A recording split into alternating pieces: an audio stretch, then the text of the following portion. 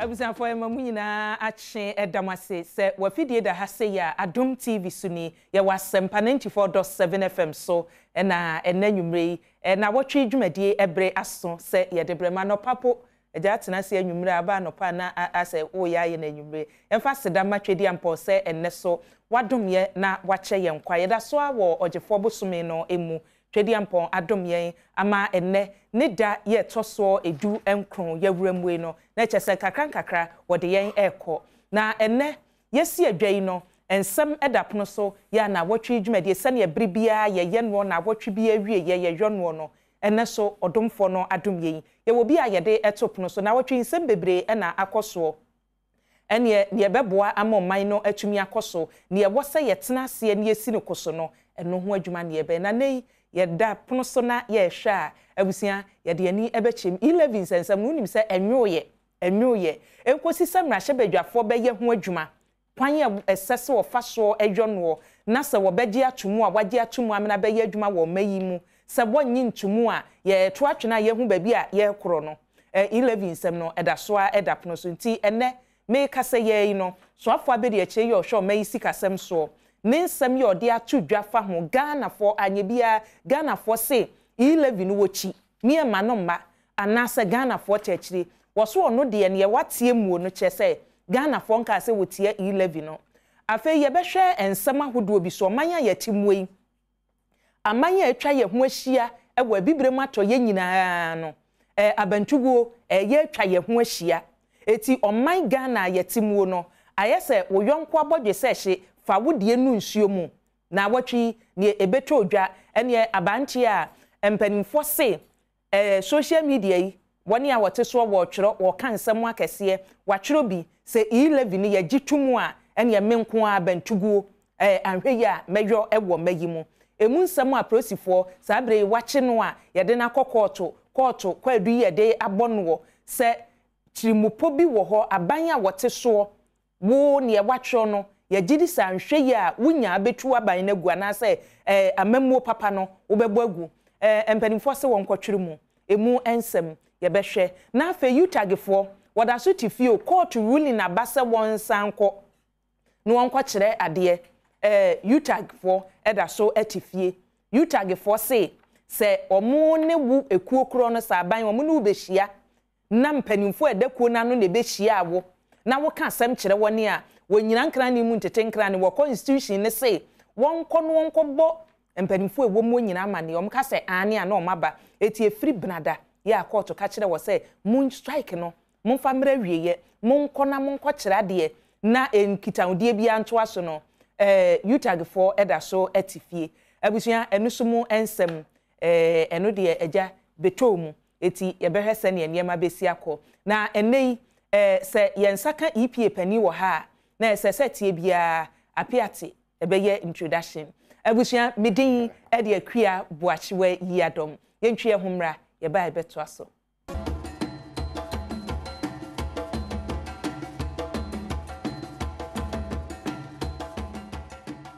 yedamase Adom TV so eni asempa FM so ni na wotwe dwumadie na ene ebraso se yede ebra na akua Nnawotwe Yi Adom ofra mi ABY Major so metenamu de ama Chief Jerry Forsen ya chese ene hia so otenten na pom ne mu ya yedu kakra eti ye tenten ya pom ewia ya kwa akoto aso medical ede ato wanim se ene Environmental Protection Agency ye kan na chese EPA adwumako no pani ya woda no ewo fie ha sei na ye kan wadwuma so de afi ni ama wadwuma sori pa ya piate abrahosem ya esi honomo nipa te wo ba bi nka bi nhemu na se ya akudi o se topayo ebe paye na ama nipa ni bi afirimuo EPA fo wadwuma ye waya akosisen mekan kane emrahye badwani ema omamfo ya wo bantema onimonyamfo Henry Kwabena Kokofu ewo fie sei ono abo akwaba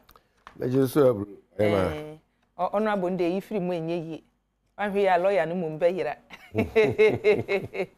abisha paso afini nyina nanam yahia o ai okay yo meje so papa mema etiefo de ahwefo so nyina achi ene afisha pa etiefo jo so afi arehosem esi wo apiate na ewo mu a metomani mehwe obehwe news bi na kyese mo na mu dendende ewo mu a na mo de aba enetie ne niema e wose ye kofa na yetumi hu asase ne sane ye niema sikono yeso yegu so obi ye na adwuma planning for na mu EPA for mo namfa nadmu for enamfa mo de efa asase no a na omanfo ne te so no asem ni siwie ye ani na anu ani na nsa na omahya ase ye pese ye kotena ba bia na yete no a ne ye yetumi eye ne ye pe asase ne da ho no no ba mosom me yete asese da bi asase no da ho na na ho kwa bibia si eti ye wose yetumi eye nhwehwemu bi so far mo mafamu no apiate ensase no mu etesei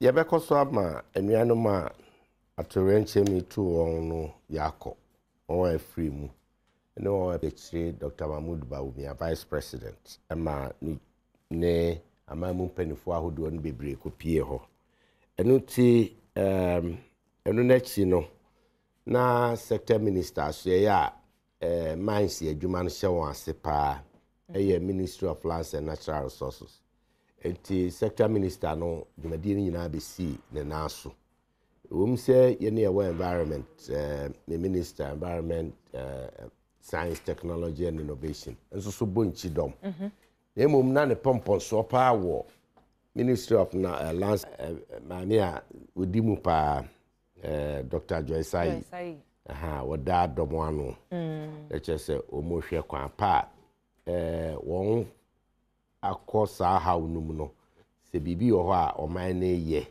na amanfo so beboa ntoboa kakra no ombehwe so na oman eno na anso ho a sector minister no esen yi ewo abadwaku technical a eno no ka oman nwumaku aka yenyina ka ho bi ehwe se yebeboa State Housing Corporation ATSC form a ayen se dan na sie no foforo bi mu no won ebedi se adwuma no ankran so atu anamo papa a o maboa mining companies other individuals business bremu or how any asudie bi a de ba ye betime de aba na se bibia beba oba de bobre nhihye mu a etwa ye ho ahia no na wo nsunsuanso wo yapom den so eni mpo yasetena na nye ye nkonso no man nam wie mu nsuo mpata wo nsuo mu ene mu a eche se wadu aba no bibekom enu ti itutu mrika ko se de waka no pepepe ekofa de mo friend no brofo mu samples nwiane bi mframa no nsoso mu no ye de fidie kosi ho ko hwe mframa no ne papa eye ene sempo bibi asanka no amano aho atechema no so ye yoyi ana nsuansuwa sampa tomu ho no ye hunu nsutene ba nsutena omunnom na yasa tutu nsuo ewo kuronum nti yefa tunsuo a omunya no asase ase no omunnom ne yefa bi na nsutene no so no so yefa bi na udu ani krakra mu ana nsutene no mu no uhunu se nkwa wom efise ewie no yesan hwe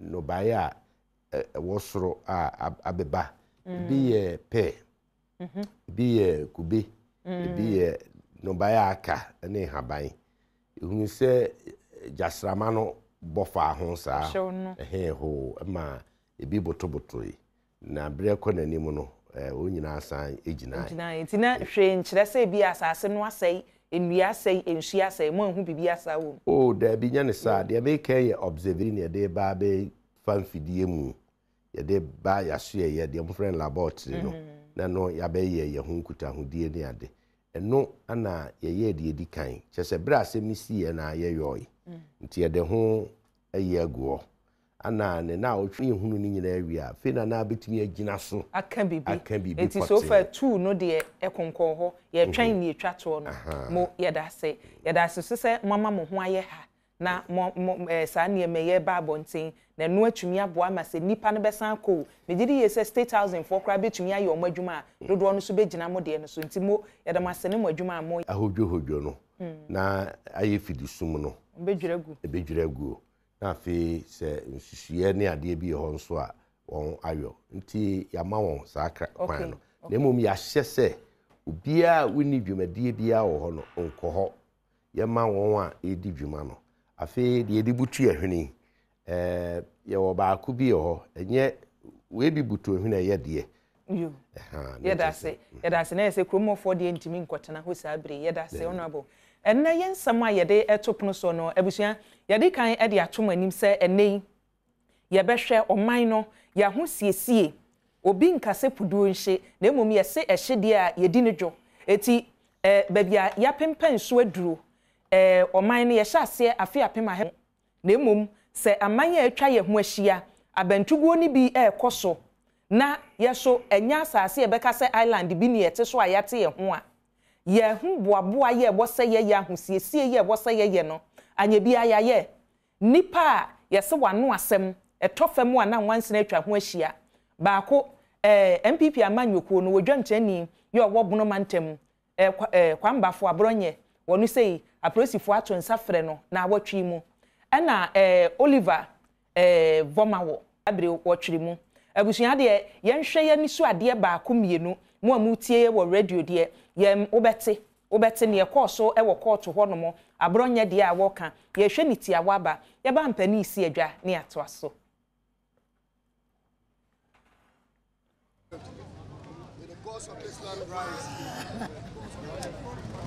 Everybody informed the court that some time ago the police received a complaint that Fix the Country campaigner Oliver Vomawo intended to incite persons to engage in a coup. He said the investigation did reveal that he indeed carried out this incitement on social media. So this is what formed the basis of the charge of treason felony leveled against him. Mr. Barker's lawyers, led by the response from DSP Sylvester Asari, was that they had attempted and reached out to the Chief Justice's office to find out if there was a court that will sit and hear the matter on Sunday, but that was not successful. Hence, the decision to bring him to court on Monday. So Mr. Barker's request for bail was turned down and he was remanded into police custody to reappear on February 28th. What's happening in the country now? Ghana is a democratic country. We all admit to that fact. But what is happening now? Ghana is turning to be a banana republic. What is happening now is too much, okay? And the youth of Ghana, you can see from the people that Ghana is rising. Regional Chairman, Police to Nsafreno, Enra. Na enra no okohokra ansana time no yaso okoy otro na no asem wie ye no ena omo charge no for two offense say o hwe ne na omo kan ne omo che nyina ne say ne di kan etia ye nema ye yasomdue nyina etia ne ba court enra call ministries police station and nearby court and yet to court and himself court money bill. Sans or you nipa yen no or you nipa or you're responsible be or titi and su yenim. Court 80 yasem no court a money bill. Senya me ya duma bosomia yebabe urami bosomia tosomi and sadai toso and kono 9th March yensa embrambi shebium. Eti ye kasa sisi bibia guna kwenma ye hyehyeye sene be ya. Our police CIDs were trained that if there's an allegation made a citizen, the first thing is to arrest that citizen. I don't know where they got that law from. You invite the citizen, and the citizen will voluntarily appear before you, you start investigation. It's when the citizen is refusing and failing of the law that you can proceed to arrest the citizen. There are some heinous crimes that you can also proceed to arrest. But allegations of misreporting, allegations that are considered as misdemeanors. You proceed to arrest the person, hijack the person by the trousers, and gall the person into cells. That belongs to yesteryears, not today. So police are saying, "Abronya da cell, you pay pictures." Omunji police for nindi. Adenti, baby you free ebano, kwan no wa. Ya nam kwan mu, me assure say the IGP Dr. George Akufu-Dampare. Oye na juma sene tie na yemboa no. But ade ba kwa Ghana fonte ase, ma me fantojwa. Me pacho police no ho. They are a law enforcement agency. Omo na make sure say mrabe ya juma okru ha. But aban lawyer penny a ohwe mra so no. Your friend attorney general. Best see na attorney general afre. IGP Martin Yamokoye no. Emra mu de ese fata sembeche no. But I'm not interested. Munjano. Police phone say. Say oba IGP di wo mu a make catch say. IGP na bia want to make catch say ente sa. But me catch say ente sa. IGP enye na adwuma no. Ah okoye.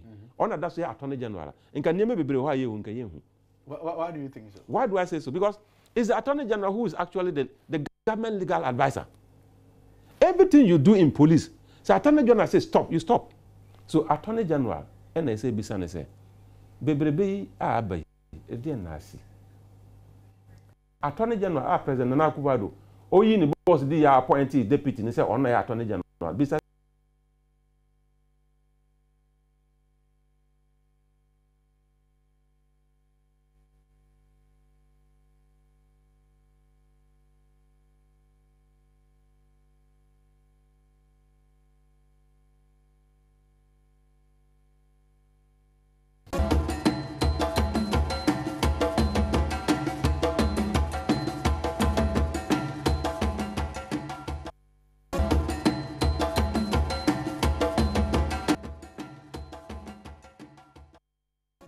Adehye san emmakwaba edeba na wotwe dwumadi edifri Adom TV so emamo ennememne anopai eduru memede ya anopai na otim se ye wadwumaye na empanimfo ni nyina atenase yakwa akohwe ye kasamfoni ahodo ye kasa ne ye hwe edeka ho wote ni bi a lawyer nana bi ono uyise oye MPP amanyoko no emabunu domfrefo san ye lawyer ni na no kwambafo abronye ono ye onmunyamfo abankins for smana babenso ye te ne oka efabra ewose ye kase ye de ohye chiri wobi ene bere so a ewose ye kase ye to nsafre wakwie ye frewo ya prosifo ye hia entibra wose ye frewo a na wokọ na emom se beba se bi a arasem na nipa no aka obi se asem aka ye nya nokore na anu nti gidigidi yakoso nipa ni bi ohono ma ye to nsafre bon ene wamba ni nyina na ene enopai yesi adwa ye de ho nsem etopono so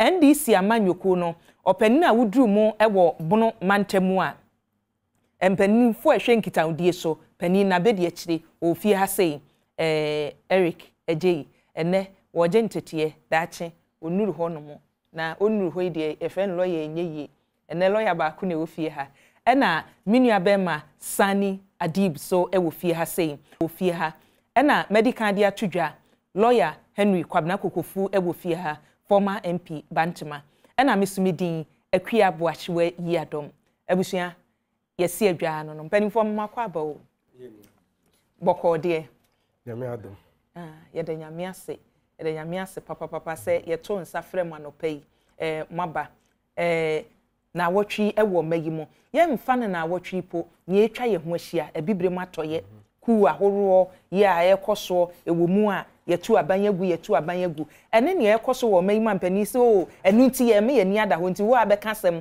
wo abetwero anko ye a ya chew kwan ne so ne nam no yo me da say the edika maminchamu production team any mu viewers nyinara ampa last year nkwa ye wo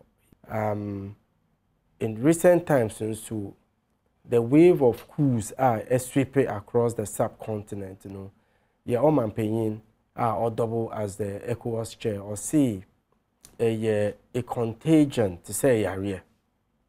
And Antonio Guterres, UN Secretary General, also describing as an epidemic. And share the coups are like Ushi, a bet me I see, you know, in another jurisdiction. The thing is, here were country-specific socio-economic dynamics are also coups way. However, here were socio-economic dynamics be carted across all these countries because largely there was serious human and you see there were the fastest growing youth population in the whole world. And according to Africa Economic Outlook, by the year 2045, youth population no a bit double. And the unfortunate thing is, still, there were a large youth population Mali say, no abentubu akoso wo ho ni nyina no. Mumu hwehwe mu kakra maye no amena beto dwa say, sa mani nyina mabu na wo ho na adwumayo, omu ni adwumayo eye awo. Baby abentubu akoso ni nyina no. One course no. Absolutely. There were issues with rising food prices. Ejani ni boy a costume. Burkina Faso staples to say a brew. Trigger factor are a course Omar al-Bashir, Sudan. Ni seat. Yeah, the rising prices of bread. Pano. Exactly. So there were deep-seated issues, no. So a little spark, then it will be blown out of proportion. Okay.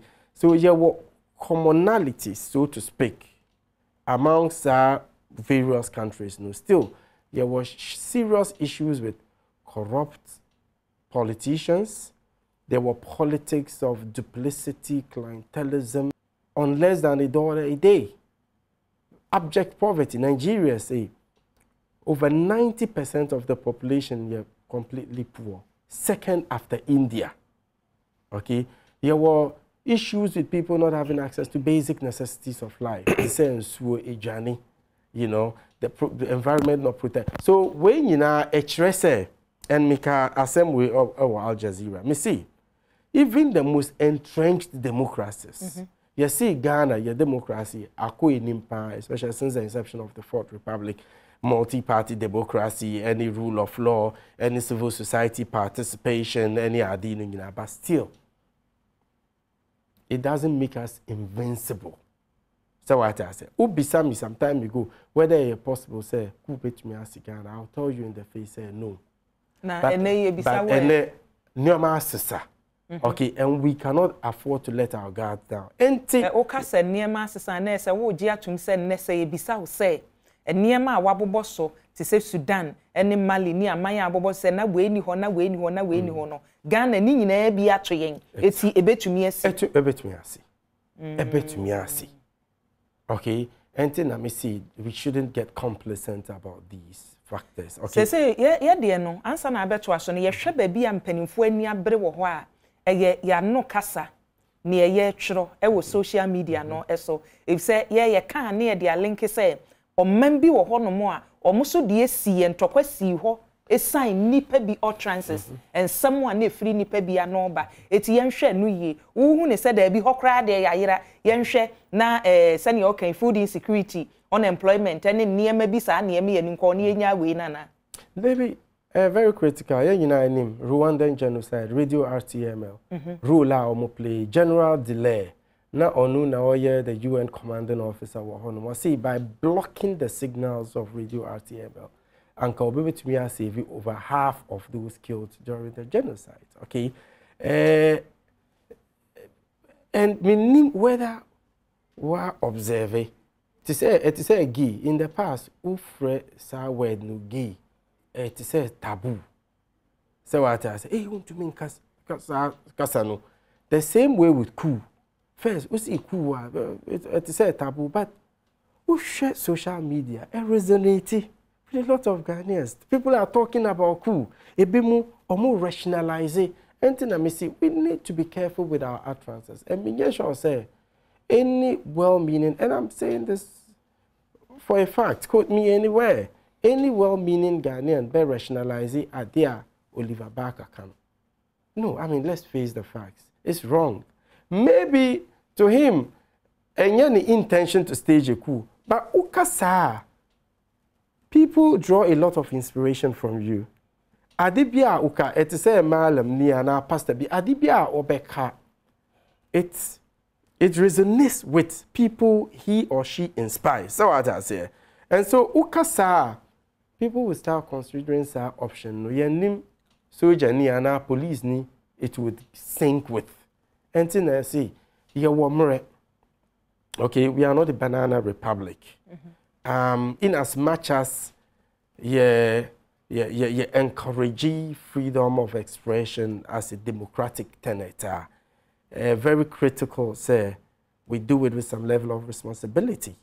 Okay, and that's why I feel, say, the statements completely irresponsible and shouldn't be condoned. Yeah, that's it. Yeah, that's it. Ora Adib Sani ena yaten nkanoma menko bantama if se bantama do firi ho enye ono abokokofu asemo a ye hwe ye kan amanyo abam amanyosem awuram woni a wabu nkotodwe pachew oh ne ekoso enye aban no kwan a wafa so a wo chichi nipa na se aban ne bamu a na amanyosem na bam ye fa obi te se abronye de a wo kan ya apresifo chiri na onso ne de na achitafo bi aba o on pese o moye equalization ti ne ayache abonya aka ho honorable sa ne emen ba bi enam ene amanwa a ewuramu mo hu ne sei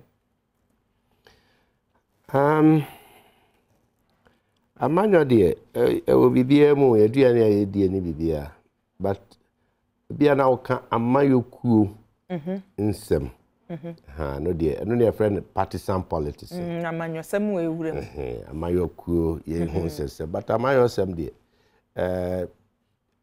die ne bedie ya pomuden ye ka ye bambo ni nyina ya amayosem ya twatwa be fan free be am offer say de no ku esisi wa mama so ene se yeso ye hu no fa enum ne ade wakane anema etibe makuba na no kure wo msu ni se enya afi ni yebehu yehu ehunu bi paint na kusi na ano no na ye we aduane ni ho babunu ni adwumanye na ye den na ku ne baaye no na de sa na ma ne baaye ana sinsa so no de da so wo situation bi na wo mpe na no nti utu ana mokoya ade fofora wo hwe animu se ebe correct sa ohaw no nti history any records ye mfa ye ho agana mfa nya example ya witness coups be nema hodo bepri coup bi e be ba Ghana bia no almost a repeat nsemo a the first one ne kan ye nom ne ade nyina na bi na minu yan akan nyina wo mu ba de ye coup ni wi a e solve problems. The answer is no. The answer is no. And to start with, no matter how, ahokyere ne ohaw ni bibibia yehu wom. Se babunu nya adwuma nye se de yehu wom. Experience kire yen se ye betimi apekwan fufuro bi so ade aso ano ahwe aye ni yie aye ne kakrakra na ye dan se ye beka se ene ya twituo ya tumra agu de pebia ne ye koda ne ochina bra wo yesu se wa yesei enti yemfa nyina mra no kra ne abuso anu asem e ba ne saa e de atete ne o hawba de emra nimu no ani ma afa saa buku no obi akan George Owen book ani ma afa de de ba no enu nti ku a ye kan ni bibia ye kan nyina ye kan sisei eye solution to ye how na when will be able to say the answer is no. Any solution to your problem no. What can say history? Yes. Or my Ghana ye can we say baby a cool next year ye Ghana free money. Yes. It is a history che ye say cool no buy a man such a yama a me ye dear manemum ye wura can mammy be a memu no in fear do you near say do you cry the end and my can betchy. Ye hu sempuntu obaso nti kanu ne emfanya adwuma ene nka mo mpanimfo no so a ye to aba mo semu medi o man so no na nka mo hwe se da bi ekom di nipa no emabunu nya adwuma nye enya etimi makuba eti ye nhwe se saa ne man so ye beso ano ho so e oyema enu nti na ye o kan ma yo sem no that is it ban bia ni ho a obekwa akosire tumi akase momfa tumi mame na memema mo ho nkire mo obi ankasa NDC nkasa MPP nkasa CPP nkasa obeba o pene se anka oman no mu badwo na bibibia beye nanso ye de ho nanso ye ne ho niema na hodo no bebre o ha bo ha no beba nipa no so beba oman no na nye bi nyina se efriye ne a bi kura mama nso bi nsihye nti no na de o ha waba ana ye wo oman mu atumi wo ye nsem na ye tutu niema ye nipa eye den ya mfumso ba ku bi be chia mienu bi bebu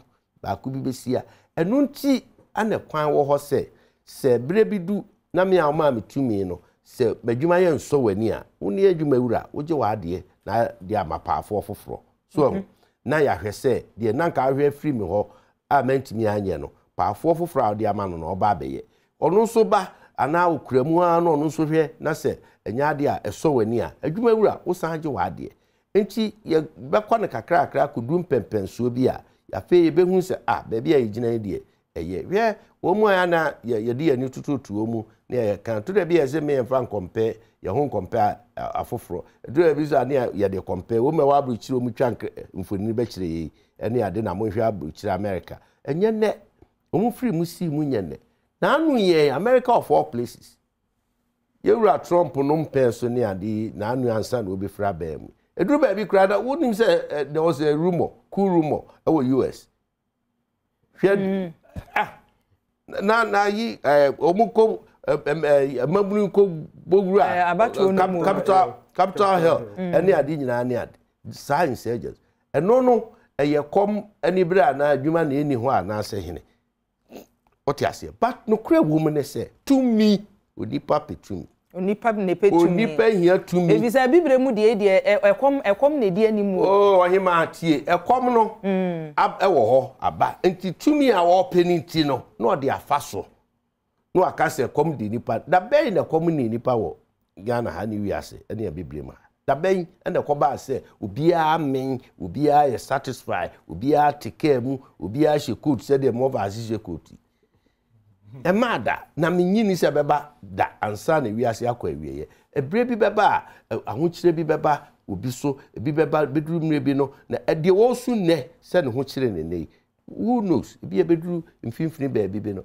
na ne ma asa kyerem ama no na afi ono no di yie na obi kura na obi a na odi yie ne no na ono no so akwa ahokyire mu saa na abrabo no aya akoduru megitum se amayo sem ne amayo fo ene ye nyina yesu ne ye banti de ye pese ye hunu no nye ne nyina ne ye hunu de ye pese ye tie nye ne nyina ne ye tie for instance to the bia krata me hwemi it days back a friend say 1989 no e bi cried 1920 ye yakwan ho nsem eduru ba bi yakwan Ghana yakwan na yesai na se na ne yagusu kota enti free Kwame Nkrumah penso a didimu a soja aban ne aba abeduru ne enti yentimi nkase ampa yakoya nimaduru pempenso bi ana yentimi nyida kro pensi ho enkaste NDC ba aban mu no adwumadie weni ni hunu se o ma ya eboa ya setrema me aduru ne na eno no munya kokuduro ye se aban bi abetena so no se o ye ba ye we di o ma ya de we di o ma nya de ma ye bi da MPP ba aban mu no ya ye weni a no de ye nyina agitum se aboa oman kanko da bida ana soja aban de bia to da bia wa ne akofa IK champon yesi na operation feed yourself e bi kura yetimi kanko kase ne penso ne ye nanso IK champon ye boni tiriswa to the extent se bra ye tu no ade so no ni soja adwuma kura wa ye duru general kura ye kra ye gifre ni nsem so enti no se yentena se asonipa 1 2 3 4 5 6 de na ya ye aboa ya kanko yenhwe ye wie a yeso okay na nke betimi a ya ma na chensei nke betimi de sikaka kra bi aya abro a chensei nanso ebi a bibi ni we ntino yantimi anya nkoduru ho ene de na ese ye ketahye ne proye yenyim free ho nhwehwe animu yenyim free ho watimi wakame yenyim free ho na fe yenkoye anim sesi a bra yatimi minim me office minim omum fie de ene omum fie ya ma na akoye se ye 77 prediasa ye adapafo to the sense ye nyafe ma ye ho ono abometiwase a we ya say count your blessings and name them one by one ye beba o chances so ma memra mi nua be ma so na no so na ye nhwe ewia ya bekenkan be onua say watie ono abo asem a o kan ya ahokyere no wo ba bia enka budi kan bu nkonta oh we die ye we die nye tie na nyame ase na enye bi nto aso ebi medase anopa dia menche Adom TV ahefo nyina na NDC amanyoku and oko water region ya maame ji fatibo and then odampem nti your party national ne most of our regional executives and each water region ya kona yakopene krabre nti ye bema abusuani nyina ya kona shedin nkomo ayedi ne de e wose ye kan ba obusa me wo fa question bi na wo kase e wo senke e pedabi na we ye bia na wa be kase de o ye ne ye but e honam so fa so e we kakra wan hye den ya no o say politics na ye no NDC ni MPP Ghana problems na ye ni pa mienu ya ujitum se mo ne o man oh me I admit it you see etoda na ekwa pese we ye niema bi ko wadi mo hu no kraka de ye ntro na waka se yete Ghana obi anim se nya NDC MPP ana meboa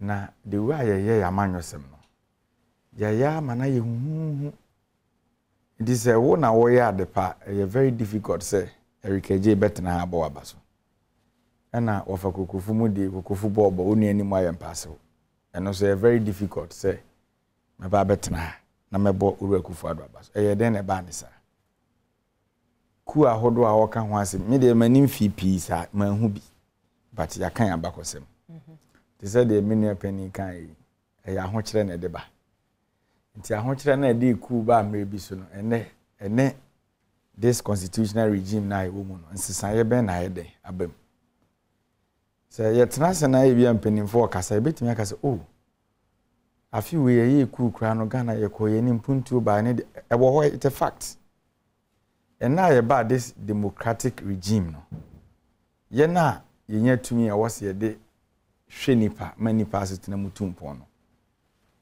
do we measure it after say ye de tumi amount fear 9 fear nwotwe ni se wo free aban mu no wo de wo okuru na wo free mu no ya wo ya appointee no de na wo ho e na ye de wo ba no de na na wo ho these are the very things that was starting here can was because and then in our societies no politicians we are now classified to be different people and che bia na me fi isle gon ba me do share she side na me car no glass no wofom ohu ememu ano am pepa ahwehwe nanim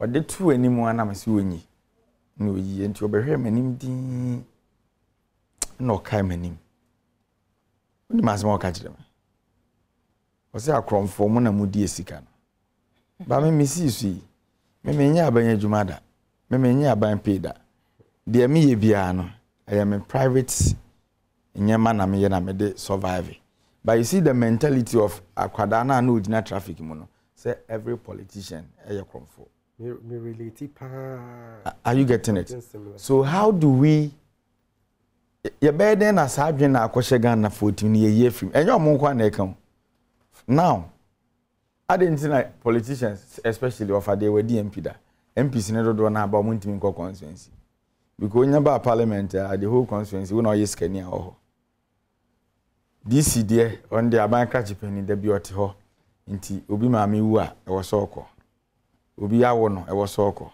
obi anyem ne yire bosome nkro na wakwo a wontimi yi no e wo say DC ko yi no DC anko yi no ye nipa bone because you're creating impression be the Ghana for team say ade na de because obi ani me ne of abrabom e bia kwaje ye ma ban mu obi ani say de na mete ba me ye ma ban mu say me ye ga dada and dey mfantum what I say all of a sudden okro mu no motor kid create me koja akwan V8 mienu miensa wote baakum chese ye niema no mane bro so ma nipa hu se baby ekwe de niema nkoyi ba nipa na wodwene ku ne no de esi mre bi no wa hu bio ba de wate ne se yes na Ghana aye de mre bi atwam na Rollins ba na obeje o my Ghana na odiko say na Champon ba that mentality is there.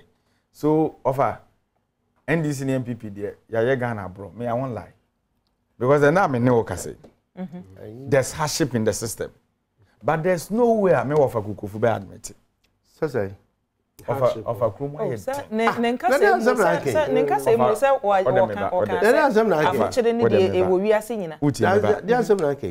good offer admit say which offer they granted we dey minim say the oil communication but you be different MPP member ama na betena be bi offer tie obeshe MPP atade kala ye offer she bia na wakase Ghana ye okay wan say ma menche wade meba na no ada attention aba system dey na detention aba ye to ba ko enfre ni e-levy ana onim Oliver dey aba ye kan mom ye hwe the root cause of the situation for now e dey na aba sa communication aba Oliver koka se ye gi e-levy tumu a obeye den me mintumi nka na ye offer me eno na me se mintumi nka enye eno na de ebesi so say eno na de ebesi so say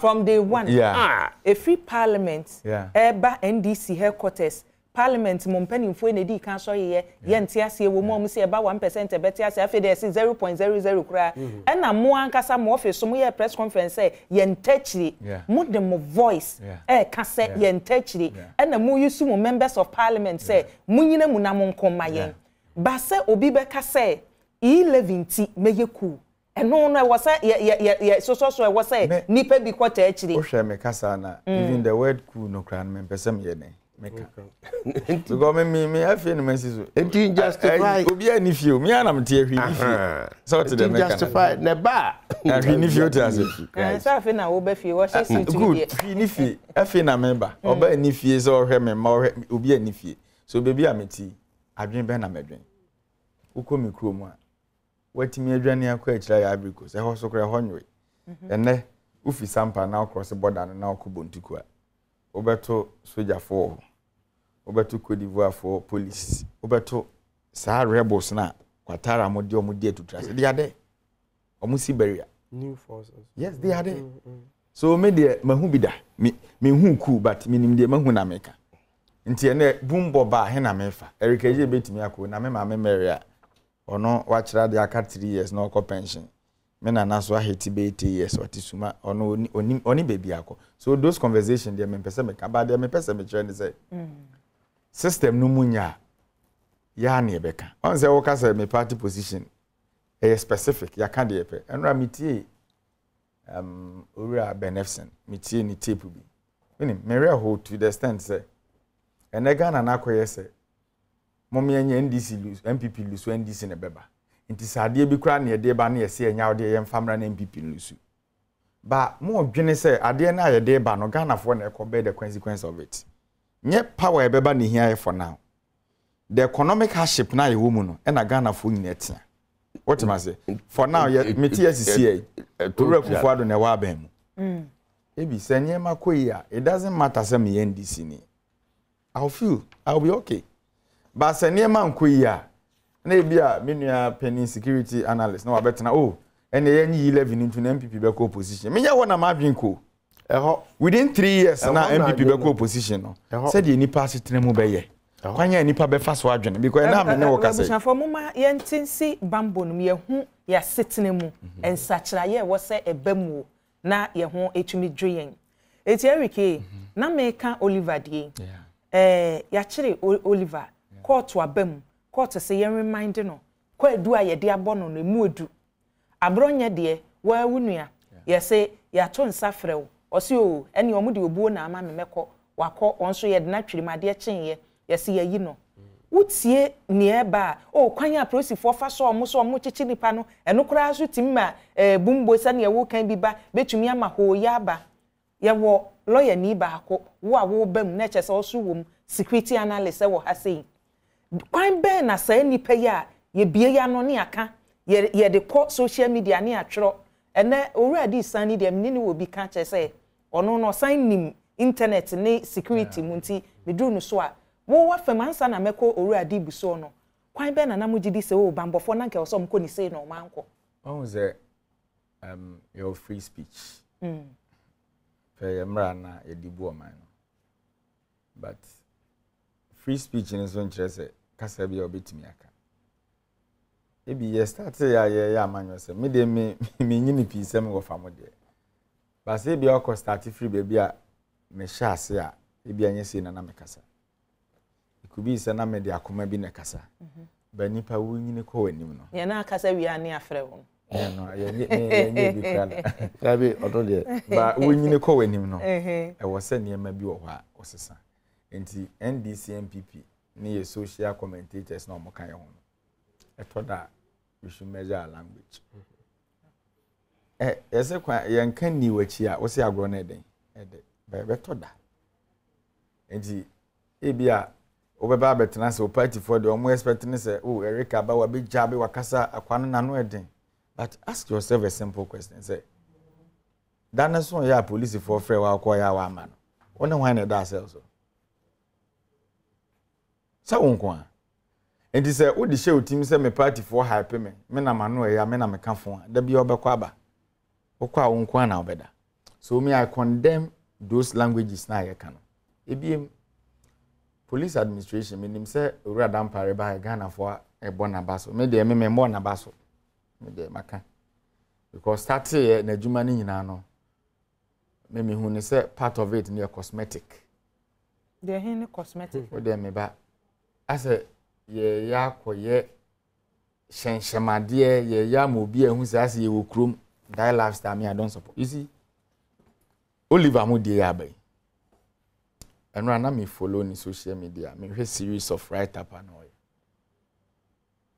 Kwame Bafo said o kan no Kwame akasa me hwe asema Kwame kan the import of asem na Kwame kan no ni circumstances na ye wo musisi a no me nua no kan wo hwe Africa sisi a bumbo aba ya experience ku ahodo be nan ye man pani otisusi ona ye ku was president se ku bi asi na omo kwotena ECOWAS meeting na uhu ade papa bi omo kan de omo timi kan se sanction o that is all wono baby ofiri kwa akọ sanction obi no o de emu nyoe I am not saying say me I don't support ku because me need the we asi o nipa be di den e wo se me hu de ekọ enti ye leadership na e wo Africa no ku si na me se ma sanction wo de na e se me de me ye bi e be sanction me no ano. But the major cause of it, no, the see will Guinea Conakry, no, ECOWAS, Moko Hono, yesterday, the man is here. The root cause of it. When him say, a maybe a tremu, a facondi, what Tina Kunyana so and one for Nima Mufo.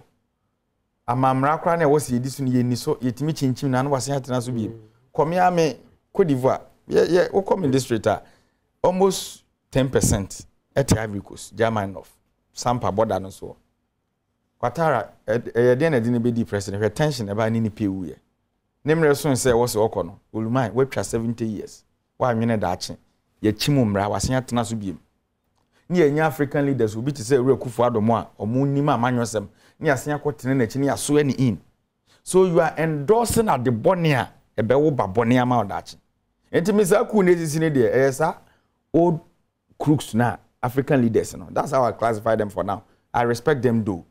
But a toda na unyine do stage bia unu ye de anya aka and politicians unim de high p me awu kan me anya ho na ye ni hwe but unim say me betie sie baby a wo kan yeah ECOWAS wo mra ne won hyehyɛ ye ode ye adwuma ne ne ye beka say mra no won sesem efi say woni tumi so wo beka say apart from so ya sanction wo won kan ye ho bio no de bio na nipa no betumi efi say ye so man bia no wo so de wo ho ekua dia na udi disen ko betumi hwa mo na wo so mo sesamra no nyomo a ti ni mra na ye sesem me wo fa ko mra hye bedwafie ye frɛ ho sen mra hye bedwafie enti se bibi kire wa adwen a ho na ye sesamra enti parliament ye wa kwanya bi sa ade bi po a wo timi sponsor bill private member bill ana meboa na on de kwose de be yansa cha beba enti sa ankokrafo 70 column for na mo ye ECOWAS leaders no ekɔ no Into who said there's something wrong there. No, we should be factual. The year can in there no. You be bet me after me and no pack as KJ akwada wa bet na hwensem a woka. But one day I'll get there. Answer na me. See, I say ya. Me dem anu si from no. Ye comments na ye pass na woka no. Police for omo yo moduma but mesre. What you say police for no? Oh no, omo yo moduma I understand. If you say nka what me dey wo be say police for na adwuma omo ye. Ofa obi te say abronye de invitation e no call ye. Near man invitation a wanko yes ya becho ti hin no from here omo yo adwuma but there was civil matters and there were criminal matters ibia na kwan efasi effect arrest metie sisi ya wose me wofa kukufu aka asem bi na etie obi a ye wo kwan efaso ka sebe me wofa pia bonten o de ne saka obi a nipa nato ye wo kwan efaso ka e wose ye kan nyina bom. And this will be casting be number quines on 1 hour bomb ran on by no. So one farm raquines one can, or mamma near a chair. Because in a civil matter crabber, it meant you get near the work with him, said Damadianchi. What am I say? A be day. Oh, yes, say, Abia, Ubia Quattro, idea with social media. Some penny, Nebusian for at the private jet. A to quine. Uti me pa. I dear Chian and Nipan about, oh. Asem na me kind man kan ye matwe asan mapacho.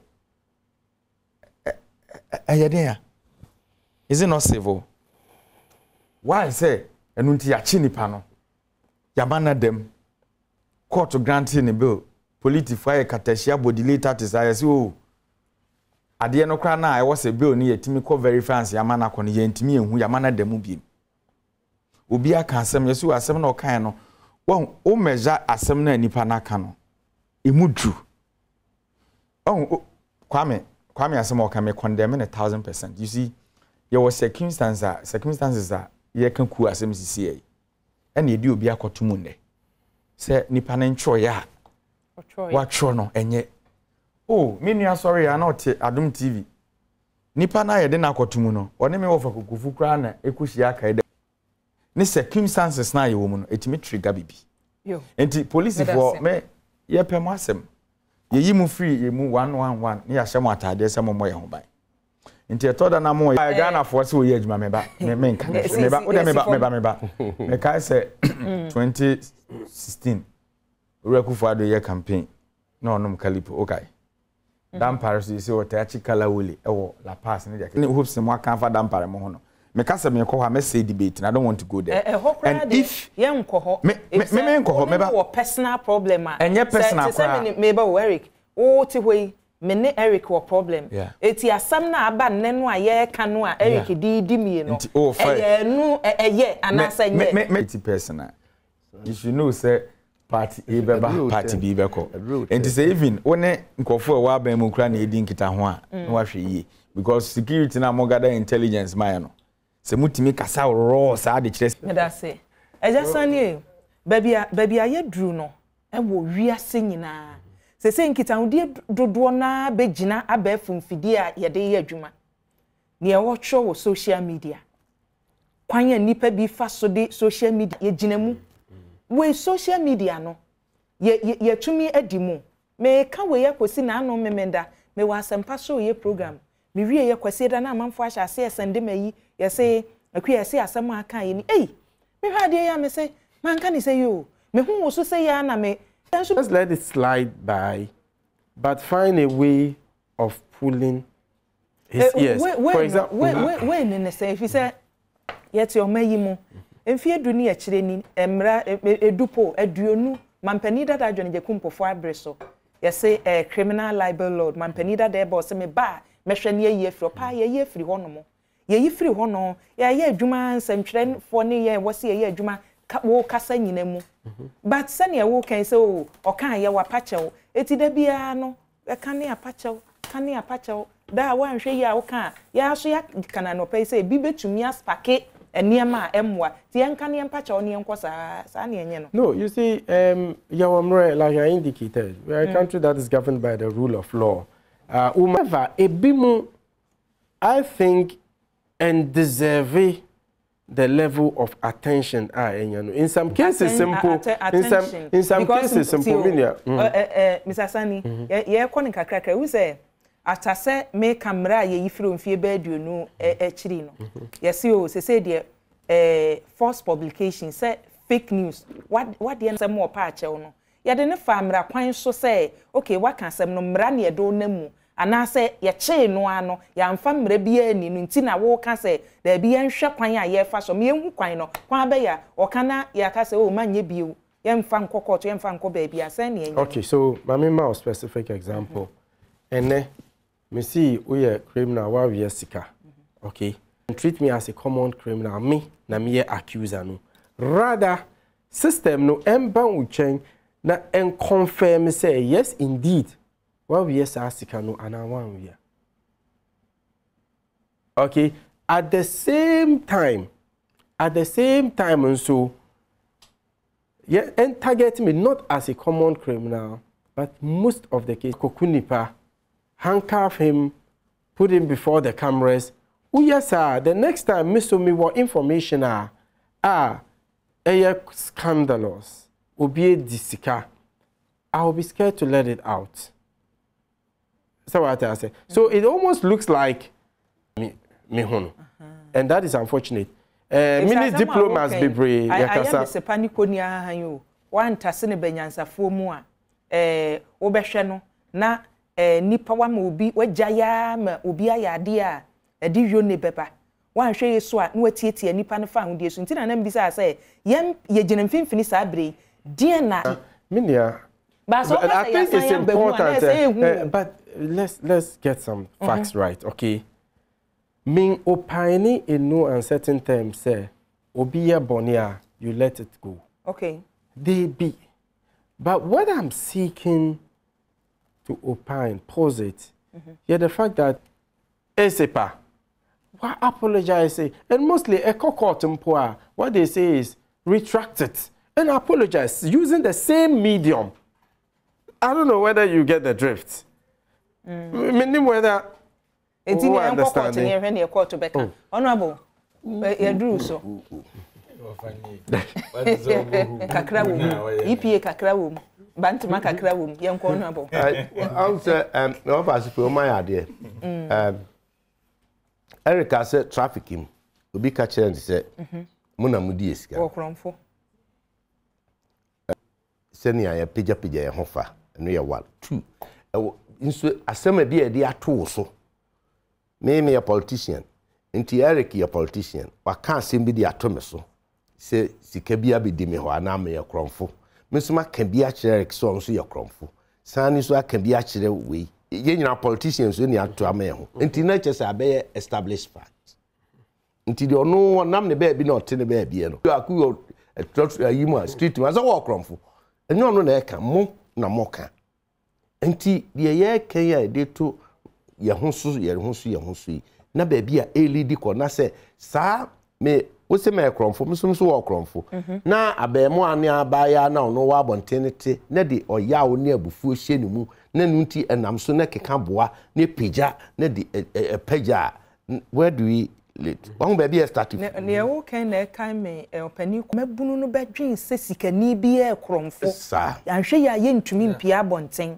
eno ne omo kan se ebe ye o na bi na abawo abadada na mususane enwo mo revolution time it appears so bi a wabo bredru ba bi a wo ye kromfo ayi sian tata brewery man hu nti momunum tata bi eda o ti ase Eric nhwemani o kasa from experience man nkasa ona we ti watch mattress muni watch mattress na me am na bi lawyer me incoming organizer so muni mu onana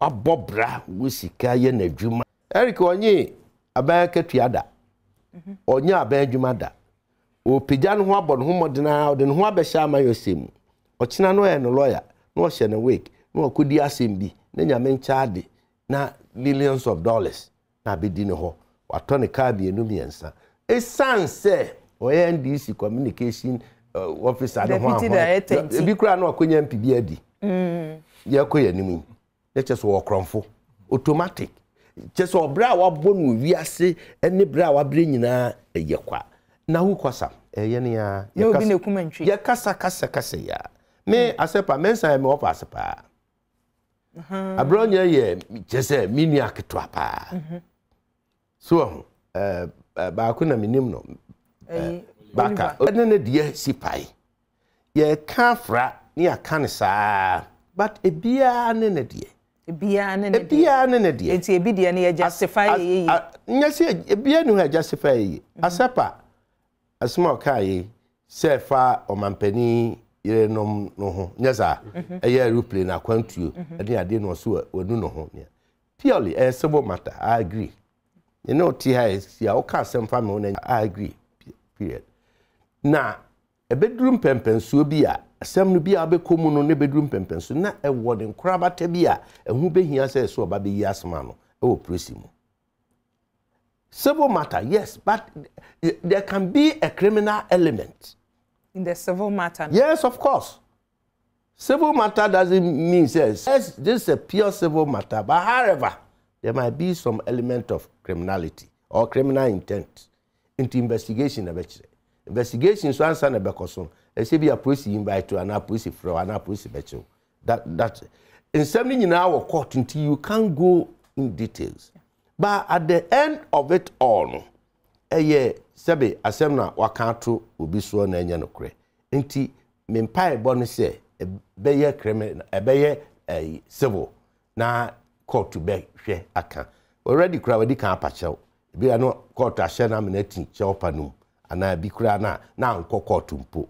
Na oba tan ne ne ba ni ade na ye de yenyansasua na nyina yeko.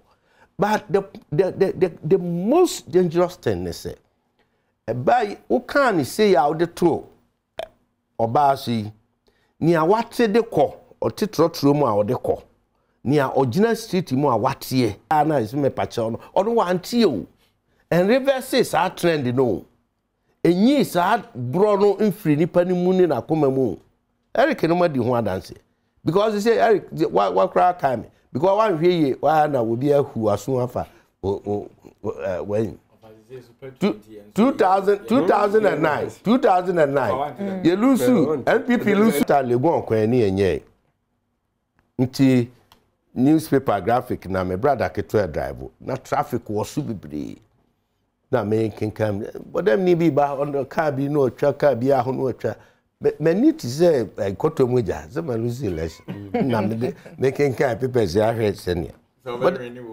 but that really do. But that really do me chair hand. Mammy scan didi. Ma'am, we are in the decam. Mammy so about time. Miss Many Brad, Professor Pamini, also from. I'm catching me as a character. I quite so I'm so very gradually, no. Yani idea hoko and the idea. And Mr. Yanya guarded. 2.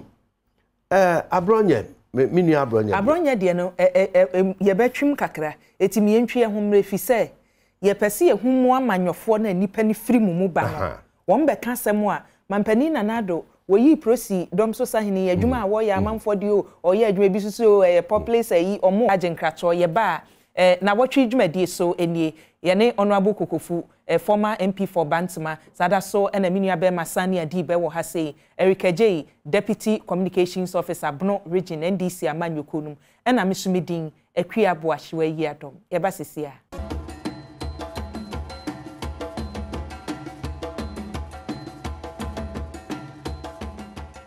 for yaba na yento aso wo ha sei etoda na ye je ahome a ye wo discussion ye wo ha ni nyina so ka ho bi na esumo na ansa na ye beko no Nnawotwe Yi so enini ne honorable Kokofu na wo floor honorable oba mo chairman Bno Region chairman me chairman tie e na aba the aba ne say me chairman aka sem because of court need mean code details that we can't say at their form and penny that down so and won't police you say be obi akoye complain and now whatever police you say omra no me yi no ho anu na o me kire nsem anu akokire okay ono no asma okaye at the form and penny that down or can de afa omampani dada adwenkyira a yes abeka no asem a wakan a obi ehu se ehu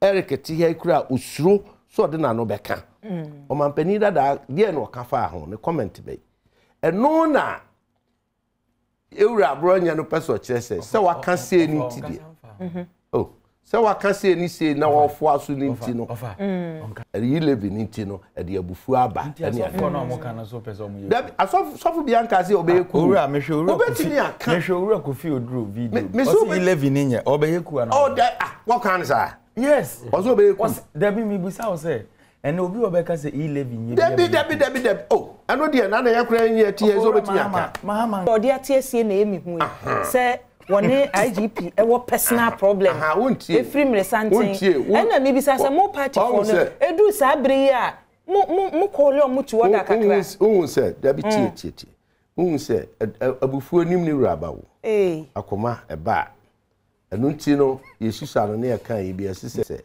waka asem process say asema waka no etwetwe aso bra na be kirem okoye no process say obeda na ade achi a wakọ court na court amount be yema no nkonko ho obesa akọ court bi oni ehwe but the truth here and say police yania play no man papa buoni woje no hoje na wan ana china si ya kidnap obi yan kidnap obi kura ne ya nwene abọ sebe ya ye di ohaw ni hu ebebe o man any ade police ye na adwuma be this point. Yes, you Radampare, you may like it or not. On any proceed as yen such right. There can be excesses. And most of them ning share why your dear a jumebia. Proceed from Russell. And until you can sue police. Bet me the police are court. I could give them. Ama or who so actually one. Near the Biana proceeding cohabiting me as you. You so bet me the narco court as you.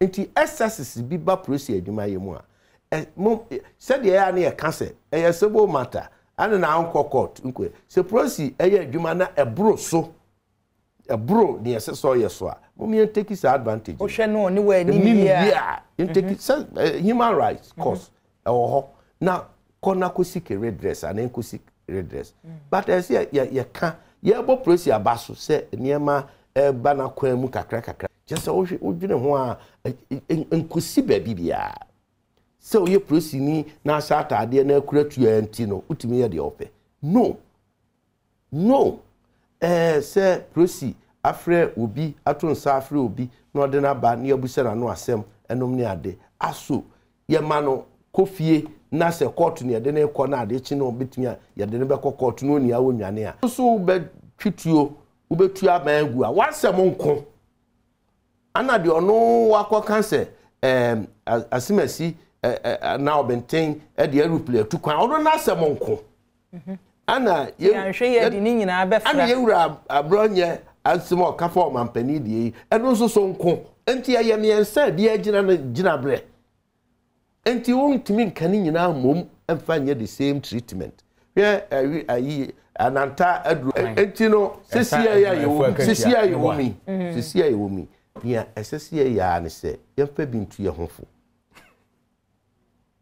nye bibia na beye ye de nye bibia na be kwa amayen enye bibia nsoso ana de ye hwe anim ye nsabeka yetiwa even amayoko ye ne akra internally enye ni nyina na adwen ekireko benkrom to the political party so ebi esi enye ni se we si enti so mamu ni nyinara enu nti ye besre adwebre o manu mu ayeden efise wiase nyina mu ayeden wiase nyina Eric call na anu otu kwan ko bae chese onu ahunu se Ghana fo wa manone a o mu bre no mu pe kwan kra ba Ghana enu ne de betie si Dubai na Dubai holidays oba o kan Dubai for no okohunu Ghana fo a se mo okwaku asema e ka we da bi sa ho kire da sem na me ka se honorable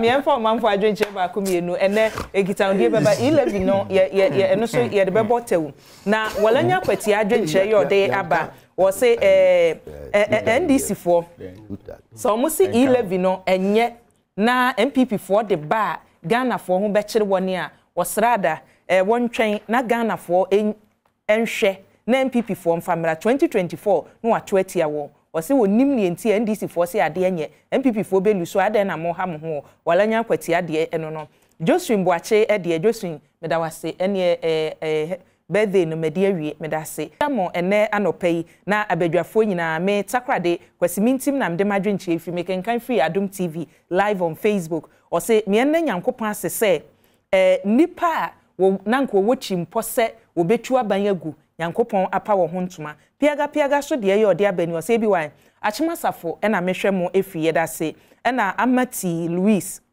Osi Adom TV ahwefo nyina na mechia wo ene asempati for Kofi Bequin also de na ba Asante Richard osi Sumahinkro en wadi we free na say ukrom ni nete hei osi mehwe mo free Sumahinkro na osi muye MP no ena Baba Lukman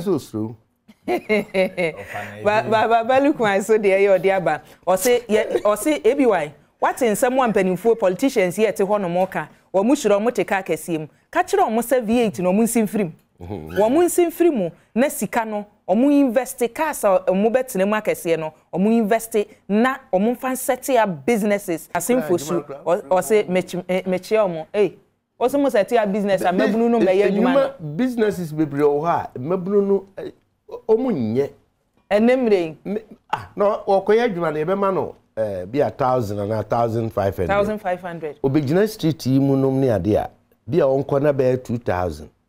And it na okoye sa the mo first see na akoto best no dem. O se mo akede je eje ho brefi se nakoi ni e mo mo sei. Ni e mo mo sei. Na ba ntimi ntua. Eso se na emabunu bi ye. Me gidi se sika na e de ma se na nu citizen pemienu. Anna me kai wo mo abeye no, wo mo abeye ne beye. Wo mo enye no dodo available but mema dodo na aba ho abeka dwuma ye so abi o de akamepo asemo aye kan me kan asem bi tia ofa won say na o kan asem bi say cases na esi na enyepe yes he's right enti ye ka say ye kan ni nyina bom ni yebu attention na asa attention ahia da bia no obeko but you see would you Ketia no would you Ketia no the ever say you know na we lawyer phobia offer me unim de ntia me kasa unim de ntia me kasa asem a ye kan ni asem si a ye police for me boa o kan ma me bia na e friend ti wa do dankwa ene so wo yoku Takona dem kala. Fake publication. Yache no. Mr. Sani. No, you see we have a precedent. Munye di mani. Security I'll criticize him. So police officer cannot give me a fake news. Then offer Kukufuko can be say fake news watch no.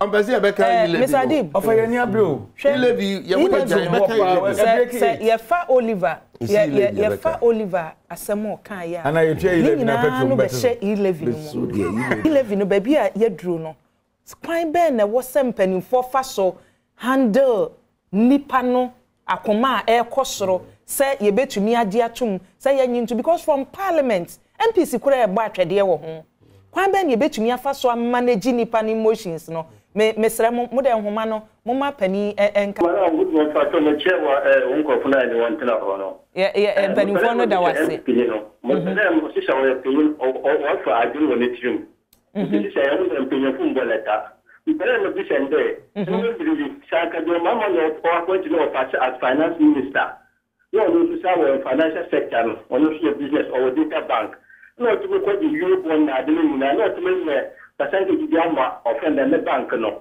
anka de mama na tama anka ba ta shaka man na ya pe ni ko ni no mo de bi ada ko for the kono for do o se obi akodubai the Dubai na o mo ko agbochi no o mo politics dan no mo ya because we do government am for agbochi no o to me ya ti ko pa na anka se no go ko compulsory change be Ghana ha ko so much any session na o mo ti for on ba support abane the ministration people yeah that's it yeah that's it okay kan bomu a unwie no na wan hwe nipa na fa ne ho adi yɛda se eja bema yɛda se eja di yɛnhwɛ sa E-levy we se tumi akwa ma pushi obi na ɔse oh me da mogi tumu a meye kuwa kwan be ne mfa so ne manage nipa ne emotions ahoro no na niema anye nsɛm. Well, yeah, the fact that people be brave, they feel democracy. Yeah, elections, yeah, democracy. But democracy go beyond elections. Your idea, yeah, for constitutionalism. Okay, a lot of these democratic regimes are omo cloku omo in democracy tadie. Say kabi mami kabi amemu. Meanwhile, idea omo yet. To say examples are my Alassane Ouattara, democracy yet ought to be manipulating right now to get the third term. Alpha Conde Guinea, on also sa, and so passing unpopular policies. Many we sure say honorable on also on him say, policy ever considered by the MPP administration. Yeah, put E-levy to a referendum.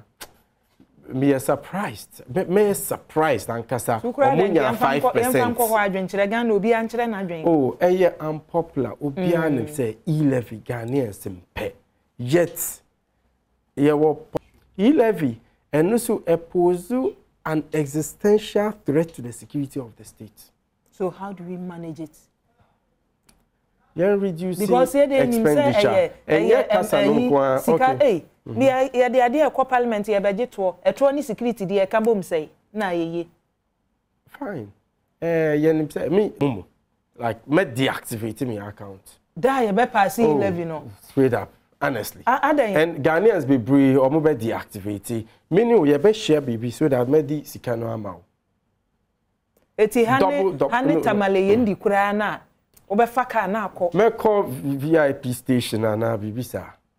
Ghanaians be brave or move kita sika. And a bit increase robberies. Recently, many cargo drivers or union be or opinion. No, or see, mostly cargo drivers or move or move ton yama or move tier number be brave. So electronic means no. To say it's highly likely highway robberies a pepper bill. Okay. You better expect to say home invasions. And also biome. For example, usually carpenters, any masons, plumbers, or mobile me fear by age. They get to know because according to crime statistics, exactly, mobile fear to steal from us are people we know. Yes, we are more or me area boys. So once they know, say who was sick with fear, then they are likely highly to come. Yeah, they are two TV no so be to me afre. Wo so awutie ye no 0302 2117 01 0302 211701 mpanimfo yi kasa ya ofre na obemu a mame ko no abukokofu so abeku obemu ansa hello abeku ejo so to asoma yen ka me kan se abetia idina kasa ayeku kemia ne kan waso ba yenya abutre na yen trust se on man na dia ba se yile no na kuku na kan yan tokora na mo start for parliament won mo pen for the struggle mo yam chi mo chi chedi na mo pe ni mama ye maburu na yakoma enkofo ana mo anso pen for so mo party member bi ka sam na enya mo kwandem ni pa na mo party on party da se ye nya ya ku de chi ne ya so endi tini kaka na endi fo akojina chi Liberia won and started that kuzo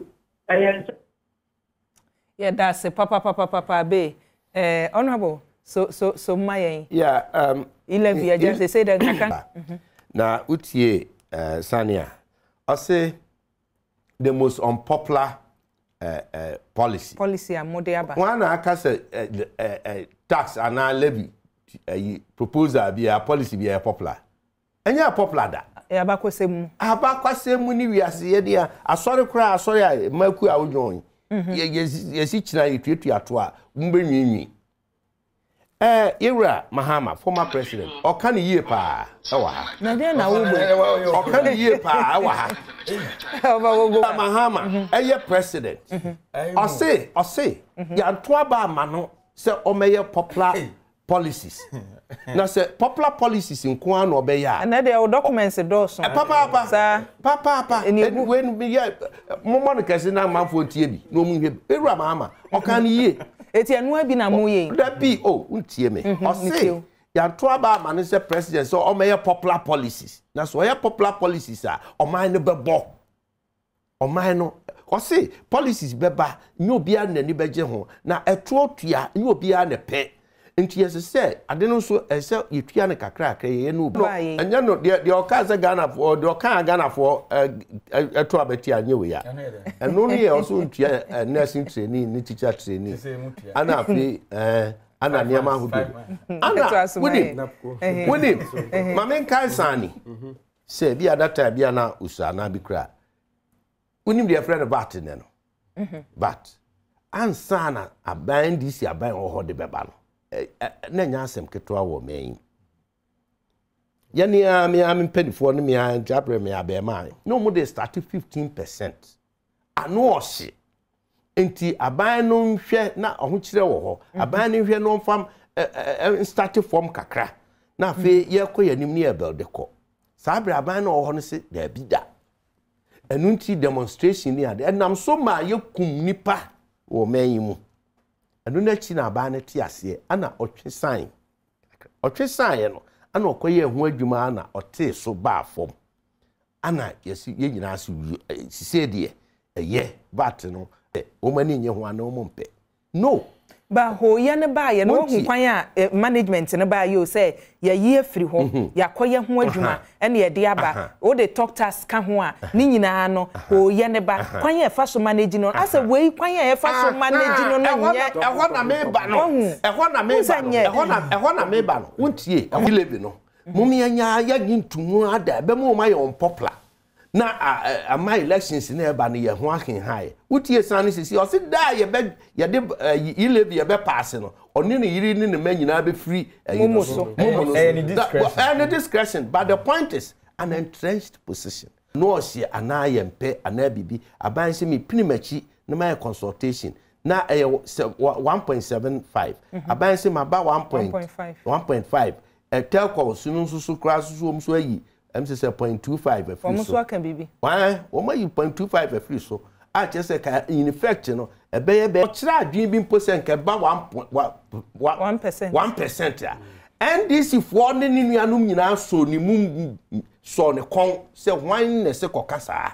Na dia na ye pa ni yempe no so na be ma government na yon popular onya sika kan de ma no enu nti no yi level no enya se Ghana for mpewu de mom nchiremu ni electronic contempa ye de abata ho eni ade a eni ye confuse Ghana eni mu nchiremu ye na Ghana for tia so de obia ni ho a wasresre no sha why said no ja handkerchief no kotua to e mada na sa mo so ma sheda bom team person yesi ya people say what ye nyankofo a yesi ya people say to ba etua to dada but yeah legitimate question na Ghana for busa ye NDC MPP ni say ye de to no mawa dey na dey that is the whole issue. Yes. Of a member. What problem about? So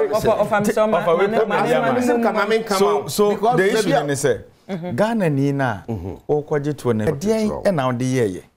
Me krom fo ehwe me anopai. E wo me district MPP 5 years ni. At the papa bi e wo ho no. They can tell ana me boa. Nyame na me ba betena aka. But the issue is dodo na wanya no. Ye nimde ko enwunu ko mfaso de ma mmabunu nya adwuma e na wo na wo share Ghana for boy say you are oba onye to na obeje wo de obeye production enti taxes de ehu hia ehu be hia say ebeje to na sa mre na ya ma hoden be bia na ejina na enye most catch say news and tax and them with the esla na kwaje bosin over 15 years eti Ghana for nyimu ni munya na kwafo me ne wo kaza sisi e Ghana for say mpe yi levy o si okay ye kwa chire yi levy mu a chire Ghana for Moko Northern Region V8 be 20 ne sanso moko chire 11 hwe petrol using judiciously Ghana for no omo reluctant to pay more me no TSC South Africa president etukwan na anu ada of commercial flight owura kufu adu tukwan a o charter flight enti se untimi uniema emfa nche o kachire because sika na mudi wa bankasi mu no Samukat Ureku for the 2 kwan no flight no 4 point something million. Eric, nyewe bi na mo kan mudinya asem. Mampani da to aso. Me da say. Woni ma to aso. Ono ofa commercial flight. Me say ma me records no. What dey we nsentru ni e bia mo. Efisa nka mo dey ba. Mumfa. No, let me tell you something. Yeah, what presidential jet. Obi aya we. Say bia Ureku for ado. Yes, one day be. You see flight in here. You know that. Into on high. Eh, normal. But what high tell you mushen ji wani.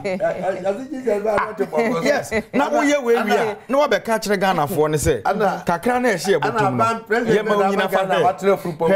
Offer eto we no. E ya tutu bottom to. That is the fact. No, because me mobile money e wo me phone see. Me ana me ni me password. Offer oboto minim de wom. Me there minim de wom. Inti me de message me sisi am ye hwan. Remittances. Asam na monte the money they send don't they am ye businesses no. Me obi a oye business a o say one day utimi send bank transfer. Utimi send sika be 1 million Ghana cedis. Say ni pa na send 1 million Ghana cedis dia. Ye te ne to 17 million. Aba of mo ye ho.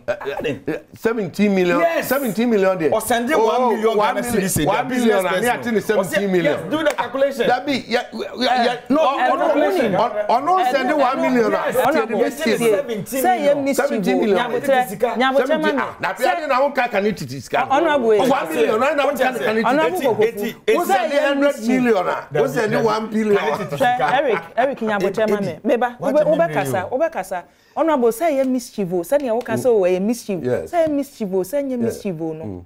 More explanation amode ama Ghana for no. Say Ghana need to 11 no ase. Na Eric ya de number na mo de abeto wa. Problem mu hwan. Ya ble na so ye ko. Mami chiro. Ose say o say 1 million cedis. Ye beto 17 million. How na make us a mischief no. 1 million. Eti cheche mu ye. 1 million na ya to 17. Ye da mpanimfo ya si o. Na PK Elembele. O ba no atwasam o ma me san ni ato ye nko ye pon ano Nnawotwe PK me da se wo se ewom se 11 no ba e bete nipa dodo a wo ye bie na eso bete de ne nso ni gidie ni se nipa bi betwusu oman ni ye die kane since obeka se o ade na banti wo jai wasem na wo ka utwa ne samira nka me bon tofa de ma already sani medase ana pesa oba ono abo asedan kan apiate de no me hu ne ebesi ewu na mesumi din akwi aboachewa yi Adom medical de atudwa ABY ene birthday no so medamasi o mo a da bi medini ya woda me wa hwe ye ne fa se madam for back on me ne omo nyina na si so ne ma service ja mogo na bondi ye friend someone kan how is the politics if you are politics abusia ye de masi